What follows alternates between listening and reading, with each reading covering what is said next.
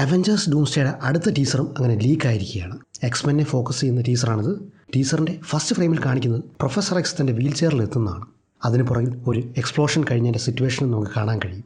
അടുത്ത സീനിൽ ഒരു ചെസ് ബോർഡിലെ പീസ് മുകളിലേക്ക് ഉയരുന്നത് കാണാം.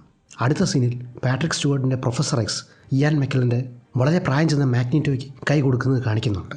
സ്ക്രീൻ ബ്ലാക്ക് ഔട്ട് ആയതിനു ശേഷം അടുത്ത ഫ്രെയിമിൽ ജെയിംസ് മാർസിൻ്റെ സൈക്ലോപ്സ് തൻ്റെ ഹീറ്റ് വിഷൻ്റെ ഫുൾ പവർ ഉപയോഗിച്ച് ആരെയോ അല്ലെങ്കിൽ എന്തിനെയോ നേരിടുന്നതായി കാണിക്കുന്നുണ്ട്. അയാളുടെ പിന്നിൽ ഒരു എക്സ്പ്ലോഷൻ സംഭവിക്കുന്നു, എന്തൊക്കെയോ തകർന്നു വീഴുന്നു. അവഞ്ചേഴ്സ് തീം മ്യൂസിക് അവസാനിക്കുന്നത് എക്സ്മെൻ ഡൂംസ്ഡേയിൽ തിരിച്ചു വരും എന്ന് എഴുതി കാണിച്ചുകൊണ്ടാണ്. ആദ്യത്തെ ടീസറിലെ പോലെ ഡൂംസ്ഡേയുടെ ടൈറ്റിലും പിന്നീട് ഒരു ക്ലോക്കിൻ്റെ ടിക്കിങ്ങും കാണിക്കുന്നു. ഇനി ടീസറിൻ്റെ ബ്രേക്ക് ഡൗണിലേക്ക് വന്നാൽ നമുക്കറിയാം ഡൂംസ്ഡേ ഒരു മൾട്ടിവേഴ്സൽ ഇവൻറ്റ് സിനിമയായതുകൊണ്ട് 2000 മുതലുള്ള എക്സ്മെൻ സിനിമകളിലെ കഥാപാത്രങ്ങളും ഡൂംസ്ഡേയുടെ ഭാഗമാകുന്നുണ്ട്. അതിലെ professor X, Magneto, Cyclops, Nightcrawler, Beast, Mystique എന്നിവർ ഈ സിനിമയിലൂടെ തിരിച്ചെത്തുന്നുണ്ട്. ടീസറിലെ എക്സ്പ്ലോഷൻ നടക്കുന്നത് പ്രൊഫസർ എക്സിൻ്റെ എക്സ് മാൻഷനിലാകാം.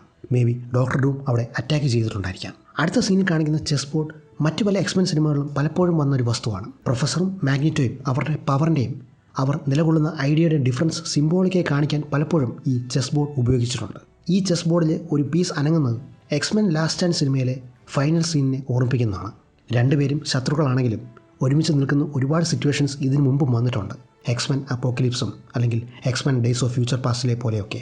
സൈക്ലോപ്സ് ധരിച്ചിരിക്കുന്ന കോസ്റ്റ്യൂം എക്സ്മെൻ കോമിക്സിലും എക്സ്മെൻ 97 ആനിമേറ്റഡ് സീരീസിലൊക്കെ വന്ന യെല്ലോ ബ്ലൂഡ് ഷെയ്ഡുള്ള ക്ലാസിക് കോസ്റ്റ്യൂമാണ്.